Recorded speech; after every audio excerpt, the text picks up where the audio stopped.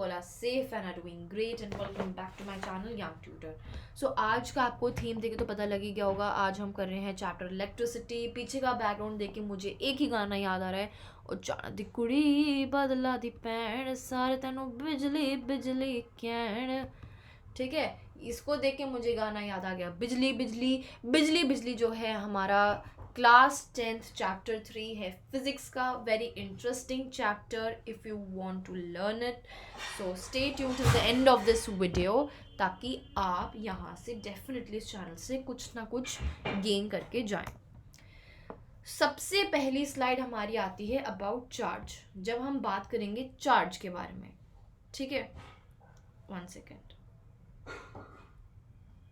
हाँ जी, तो अब चार्ज होता क्या है?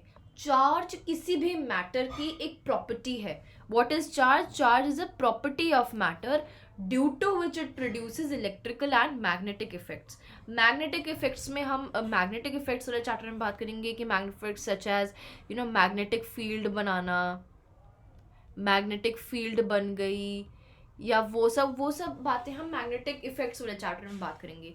इलेक्ट्रिकल इफेक्ट्स में हम इलेक्ट्रिकल बेसिकली चीज़ों के बारे में बात करेंगे कि इलेक्ट्रिकल इफेक्ट से क्या हुआ, कि वहाँ पे एक बॉडी ने चार्ज ऑब्टेन कर लिया, या फिर पॉजिटिवली चार्ज बन गई एक बॉडी नेगेटिवली चार्ज बन गई, एक बॉडी न्यूट्रल थी वो न्यूट्रल में ही रही. वो सब बातें हम डिस्कस करेंगे इन टुडेज लेक्चर. तो चलिए, पहला है पॉजिटिव. अब चार्जेस का नेचर दो टाइप का होता है, एक होता है पॉजिटिव और एक होता है नेगेटिव. ये ऐसे होता है पॉजिटिवली चार्ज और ऐसा होता है नेगेटिवली चार्ज. ये आपने देखा ही होगा. ठीक है, न्यूट्रल, जब मैं बोलूँ कि न्यूट्रल है, न्यूट्रल कुछ नहीं होता. न्यूट्रल मतलब कि उसके ऊपर जीरो चार्ज है, मतलब कि एक बॉडी है उसके पास equal number of positively charge equal number of charges हैं. Unlike charges, that means positive charges भी इक्वल है और नेगेटिव चार्जेस भी इक्वल है. That means they are cancelling out their effect. वो अपने इफेक्ट्स को क्या कर रहे हैं, अपने आप ही कैंसिल आउट कर रहे हैं. ठीक है.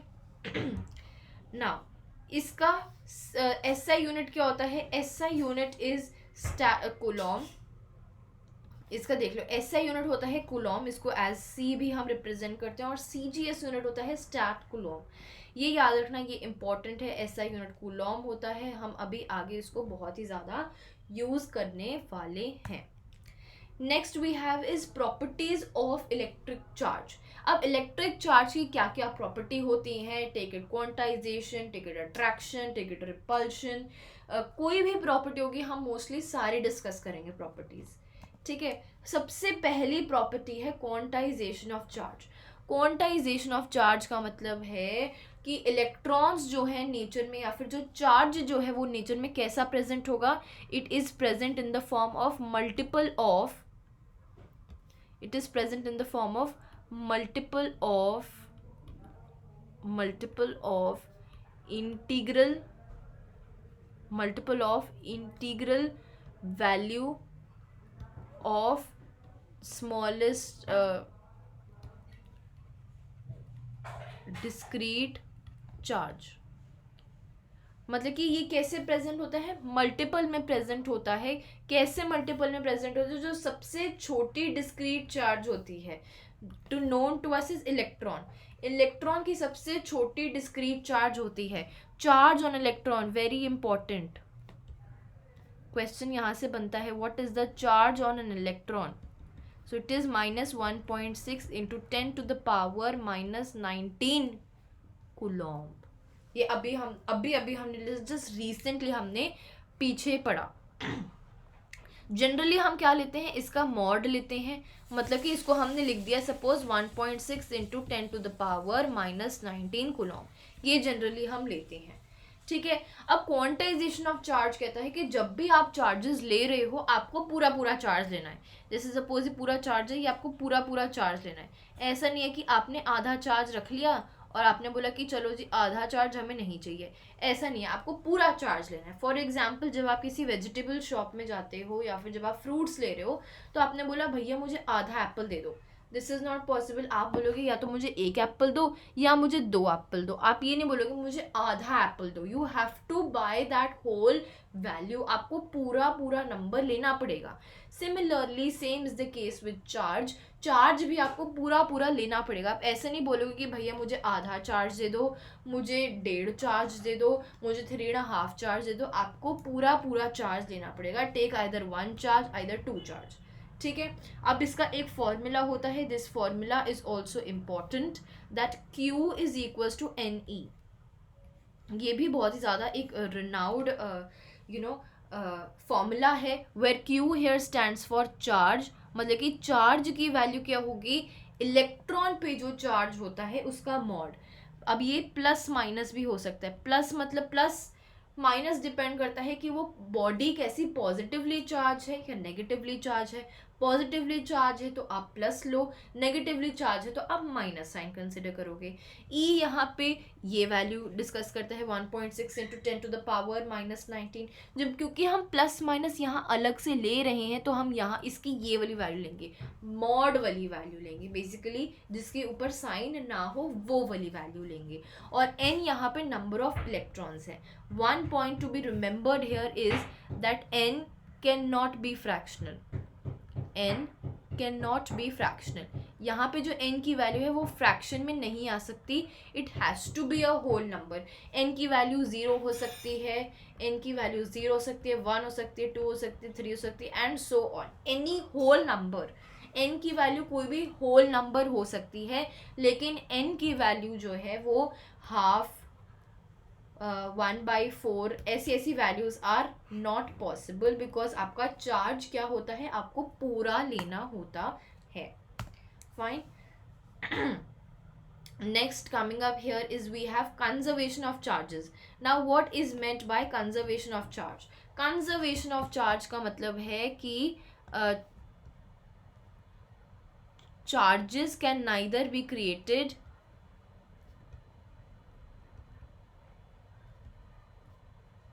नॉर डिस्ट्रॉयड, कि चार्जेस को आप ना ही बना सकते हो ना ही डिस्ट्रॉय कर सकते हो। क्या कर सकते हो, आप एक बॉडी से दूसरी बॉडी में चार्ज को ट्रांसफ़र कर सकते हो। ये ट्रांसफ़र डेफिनेटली पॉसिबल है, लेकिन क्रिएशन और डिस्ट्रक्शन ऑफ चार्जेस ये चीज़ पॉसिबल नहीं है। जैसे हमने पहले पढ़ा था अबाउट केमिस्ट्री में, हमने पिछले साल डिस्कस किया था about conservation of mass. Similarly conservation of charge है, वो आप चार्जेस को क्या कर सकते हो, सिर्फ ट्रांसफ़र कर सकते हो, एक बॉडी से दूसरी बॉडी में हमने ट्रांसफ़र कर सकते हैं। यहाँ पे एक एग्जाम्पल गिवन है, you can just ignore this induction and everything. हमें क्या फोकस करना है कि यहाँ पे एक पॉजिटिवली चार्ज बॉडी है और यहाँ पे एक नॉर्मल साधारण सी बॉडी है। तो जब मैं यहाँ पे इसके क्लोजर लाई और मैंने इसको रब किया, when I started rubbing this glass rod with this ball, what I observed was कि यहाँ की ये बॉडी क्या बन गई, ये बॉडी चार्ज्ड बॉडी बन गई, या ये बॉडी ने चार्जेस गेन किए और इस बॉडी ने अपने चार्जेस लूज किए। क्या इसका मतलब ये है कि इस बॉडी ने चार्जेस डिस्ट्रॉय कर दिए अपने, और इस बॉडी ने अपने आप ही अंदर से चार्जेस क्या कर दिए, रीमेक कर लिए, बना लिए? नो, यहाँ पे क्या हो रहा है, सिर्फ इस बॉडी से इस बॉडी तक ट्रांसफॉर्मेशन हो रहा है। इस बॉडी से इस बॉडी तक क्या हो रहा है, इलेक्ट्रॉन्स उसके पास जा रहे हैं, ना ही इलेक्ट्रॉन्स बन रहे हैं ना ही इलेक्ट्रॉन्स टूट रहे हैं, सिर्फ ट्रांसफॉर्मेशन या फिर ट्रांसफर वाला काम हो रहा है, ठीक है। Next we have is attraction और रिपल्शन। सो ये chapter, this chapter is very much similar to the chapter magnetic effects. जैसे हमें पता है नॉर्थ पोल और साउथ पोल होता है, जैसे हम बोलते हैं unlike charges, unlike poles attract and like poles repel. Similarly इस चैप्टर में क्या होगा कि अनलाइक चार्जेस जो होते हैं वो क्या करते हैं, अट्रैक्ट, अनलाइक चार्जेस अट्रैक्ट करते हैं और लाइक वाले क्या करते हैं, वो करते हैं रिपेल, ठीक है। मतलब कि फॉर एग्जाम्पल अगर पॉजिटिव और पॉजिटिव है वो आपस में रिपेल करेंगे, लेकिन पॉजिटिव और नेगेटिव है वो आपस में अट्रैक्ट करेंगे। ठीक है, इसका एक फॉर्मूला भी होता है, वो थोड़ा हाई लेवल है। इफ़ आई गेट, अगर आपकी डिमांड होगी then definitely I will tell you about those formulas as well. So this is this GIF tells us a perfect example कि क्या बेसिकली चीज़ हो रही है। पॉजिटिव पॉजिटिव अट्रैक्ट कर रहे हैं और पॉजिटिव नेगेटिव क्या हो रहे हैं, एक दूसरे के पास जा रहे हैं।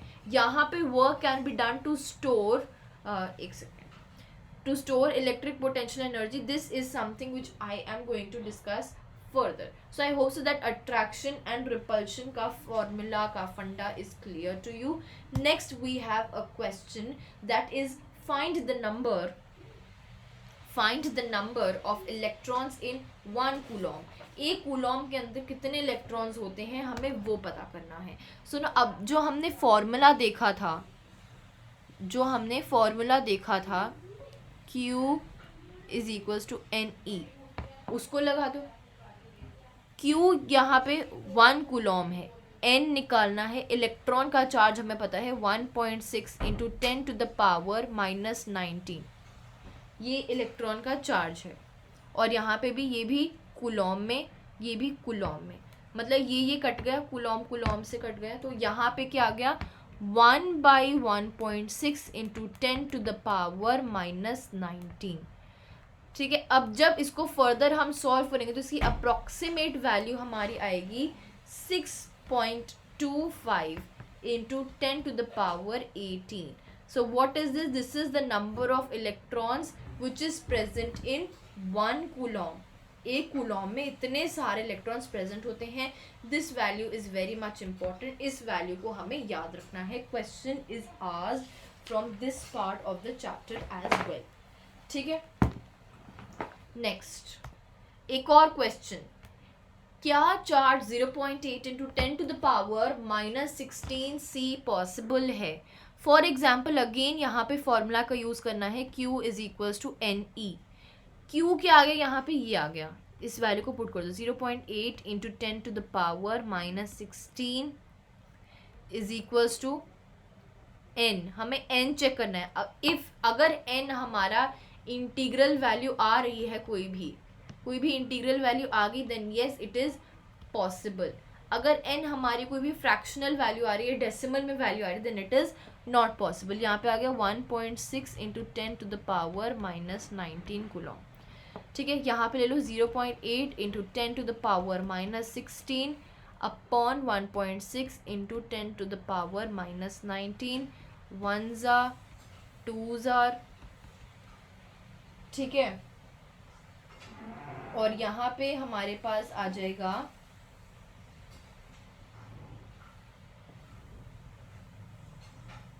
500। इसको जब हम फर्दर सॉल्व करेंगे हमारे पास आ जाएगा 500 हमारी वैल्यू आ गई। मतलब कि येस यहाँ पे इसके अंदर कितने इलेक्ट्रॉन्स हैं, हमारे पास 500 इलेक्ट्रॉन्स हैं, और डेफिनेटली ये वैल्यू पॉसिबल है बिकॉज जो हमारी n की वैल्यू आई है, this is the value of n, this value of n is possible. यहाँ पे सिंपल कैलकुलेशन थी, मैथमेटिक्स अप्लाई करनी थी, इसलिए मैंने दिखाई नहीं। आई होप सो कि कैलकुलेशन आपसे हो जाएगी, नहीं होगी then you can let me know in the comment box. Next part है टाइप्स ऑफ मटेरियल्स। अब नेचर में हमारे पास 2 टाइप्स के मटेरियल्स होते हैं। ठीक है, 2 टाइप्स के मटेरियल्स होते हैं। पहला हम बात करेंगे कंडक्टर्स, दूसरा हम बात करेंगे इंसुलेटर्स। अब टाइप्स ऑफ मटेरियल्स यहाँ पे मैं अच्छे से बता देती हूँ, कंडक्टर्स एंड इंसुलेटर्स। ठीक है, कंडक्टर्स वो हैं जो अलाउ करते हैं इलेक्ट्रिसिटी को फ्लो करने के लिए, जो फ्लो ऑफ इलेक्ट्रॉन्स जो है, करंट जो है उसको फ्लो करने में हेल्प करते हैं। लेकिन इंसुलेटर्स जो होते हैं वो इनहिबिट करते हैं कि नहीं जी, वो बीच में खड़े हो जाते हैं कि नहीं जी, हम तो आपको दिस फ्लो ऑफ इलेक्ट्रॉन्स हम ये पॉसिबल नहीं करवाएंगे। For example, this is a wonderful example. यहाँ पे मैंने इंसुलेटिंग सिरेमिक्स लिया, यहाँ पे ये सिरेमिक जो है इसने रोक दिया, फ्लो ऑफ इलेक्ट्रॉन्स को रोक दिया। या फिर अगर मैं यहाँ पे वुड लूँ तो वो क्या करेगा, इस फ्लो ऑफ इलेक्ट्रॉन्स को उसने रोक दिया।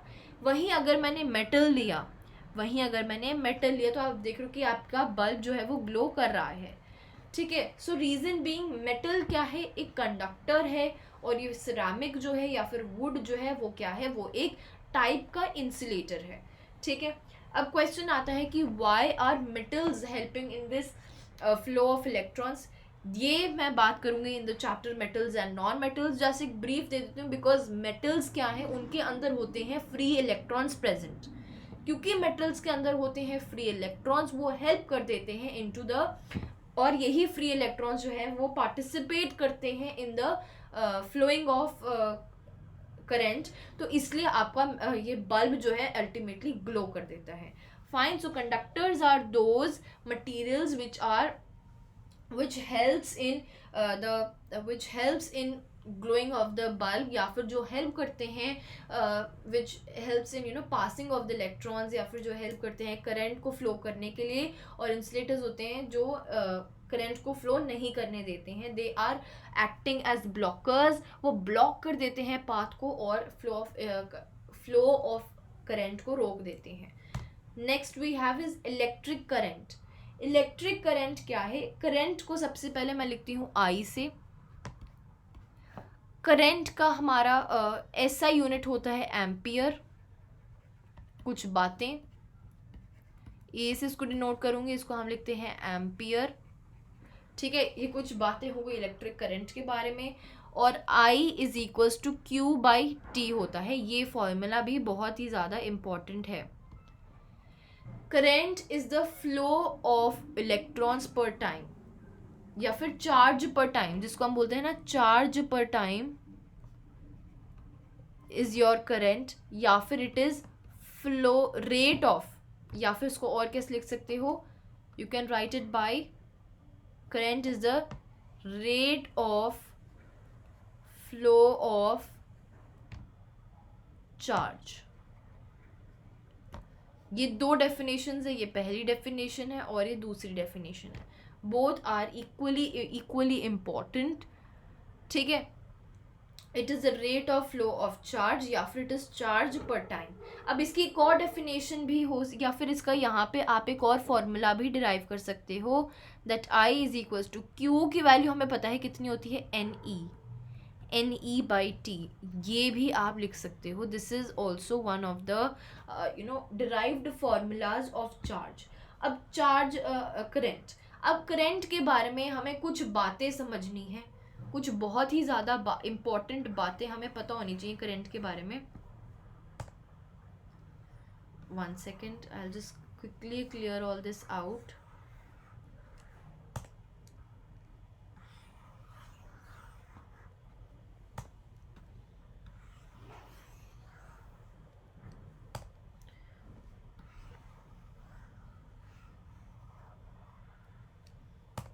चलो, अब करंट जो होता है वो डिफरेंट फैक्टर्स पे, लाइक यहाँ पे बहुत कंफ्यूजन आती है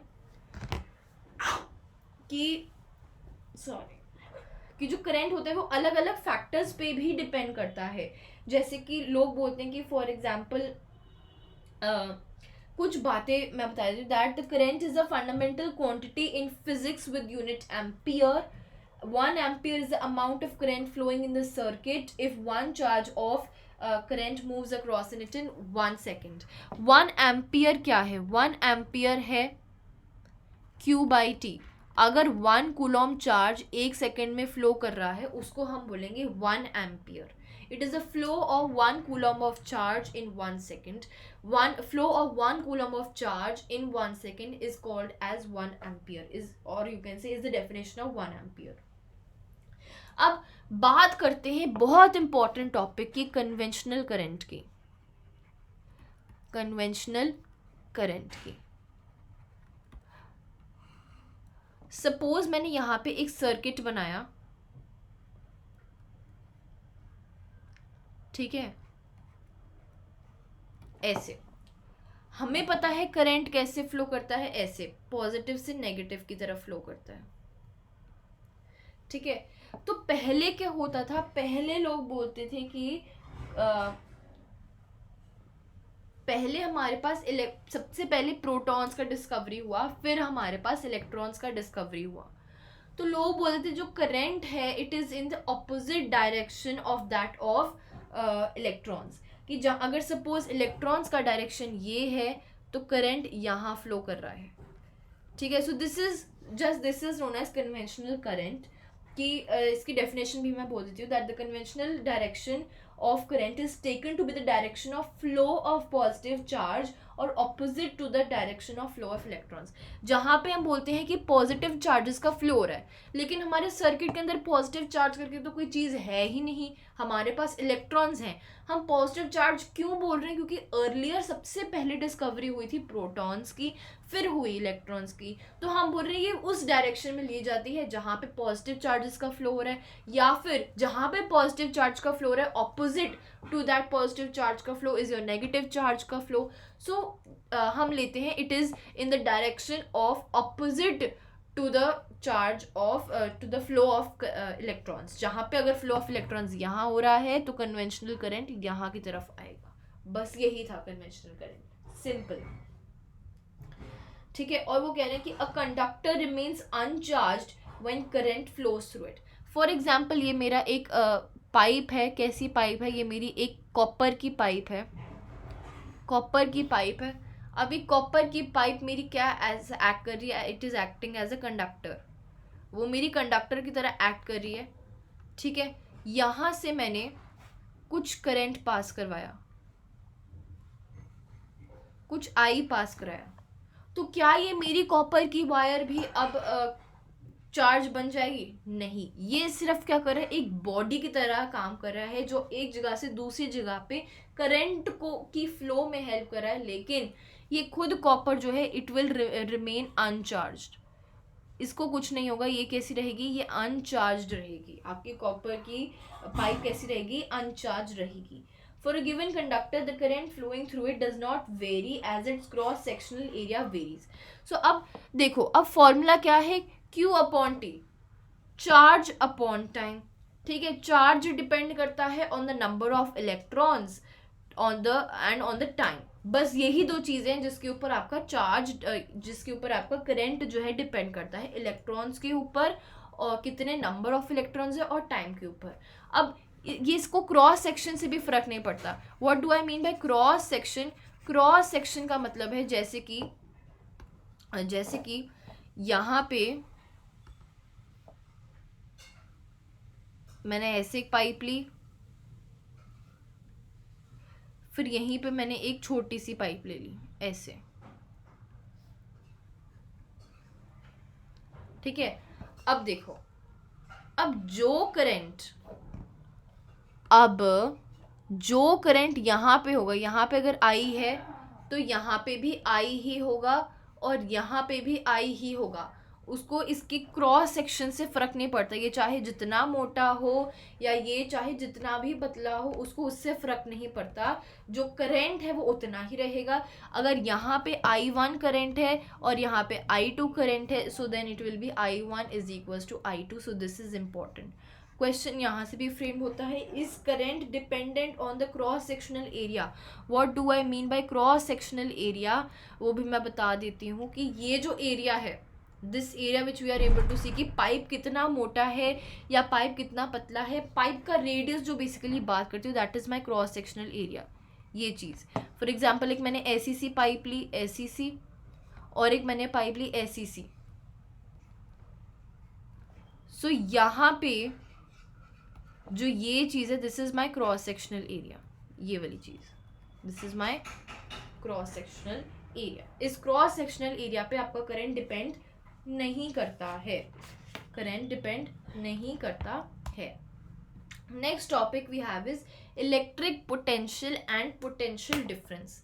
इलेक्ट्रिक पोटेंशियल एक देखो डिटेल एक्सप्लेनेशन बहुत मिलेगी आपको. This is a type of a one shot video. तो इलेक्ट्रिक पोटेंशियल क्या होता है? Electric potential is a work done. Electric potential is the work done in bringing a positive charge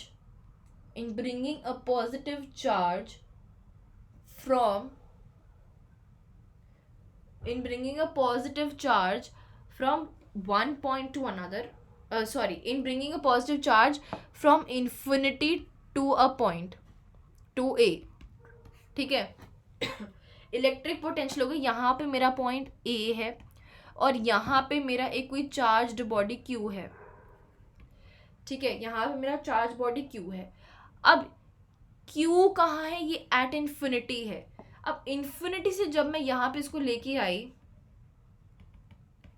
सो मुझे जो काम करना पड़ा इन्फिनिटी से जो पॉइंट ए तक करने में, जो मुझे काम लगा, that is known as my electric potential. It is the amount of work done in bringing a positive charge from infinity to a point under consideration. Point under consideration का मतलब है कि वो पॉइंट आपका कहाँ होना चाहिए? इलेक्ट्रिक फील्ड के अंदर होना चाहिए. इलेक्ट्रिक फील्ड के अंदर होना चाहिए. Point under consideration is that particular point should be a point within your electric field. ठीक है. So this point is also important. वही पोटेंशियल डिफरेंस जो होता है, डिफरेंस हम कहाँ लेते हैं? दो गिवन पॉइंट्स का. डिफरेंस हम कहाँ लेंगे? दो गिवन पॉइंट्स का. सो it is the potential difference is the amount of work done in bringing a positive charge from one point to another. Infinity to a point under consideration हम लेंगे electric potential में, और one point two another हम लेंगे potential difference में. ये जो GIF है ये हमें बताता है about potential difference. Point B से पॉइंट ए पे आने तक मैंने कितना काम किया, that is my potential difference. ठीक है. So this is also important.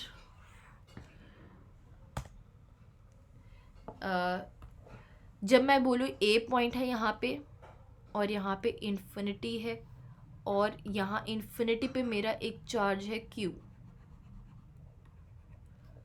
तो इन्फिनिटी से आने में जो मैंने काम किया जितना, this is my electric potential.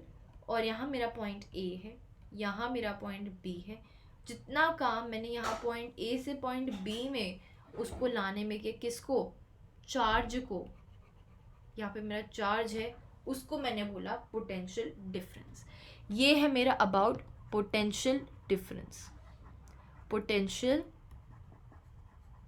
Difference. ठीक है.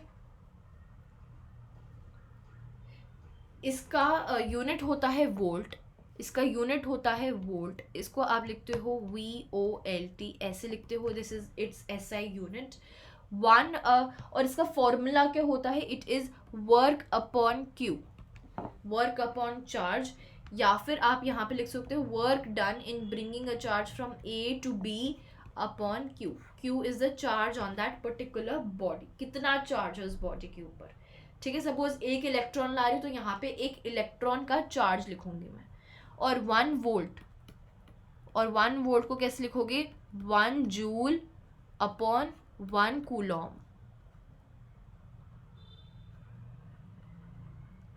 ठीक है. It is the amount of work done, it is the amount of 1 joule of work done in bringing a 1 volt is the amount of work done of 1 joule in bringing a charge from point A, from one point to another, bringing a charge of 1 coulomb. ठीक है. So this is done. Now next, last but not the least, is we have the Ohm's law.